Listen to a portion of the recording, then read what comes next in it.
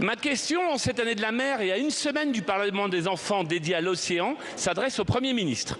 Ce lundi, lors du comité interministériel de la mer, le gouvernement a fait des annonces importantes sur la préservation de la biodiversité, la lutte contre la pêche illégale, la préservation du littoral, la qualité des eaux côtières, la décarbonation du transport maritime ou les énergies marines renouvelables.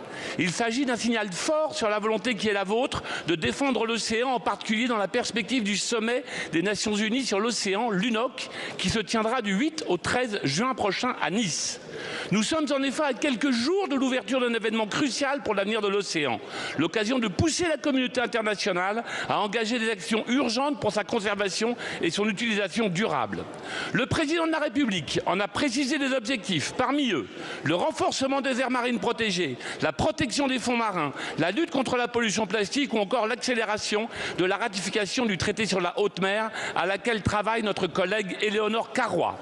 Ce lundi, Monsieur le Premier ministre, vous avez reçu une maquette de paquebot à voile, symbole d'une filière industrielle française naissante et pleine de promesses.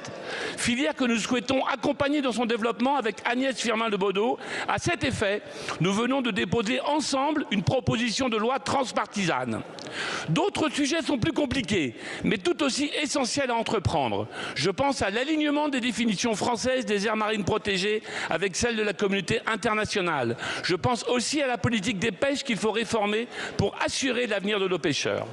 À quelques jours de l'UNOC, Monsieur le Premier ministre, pouvez-vous nous dire comment ce sommet doit nous permettre d'avancer sur les différents dossiers internationaux liés à la protection et l'utilisation durable de l'océan, comme le souhaite le groupe démocrate et son président Marc Fesneau? Je vous remercie.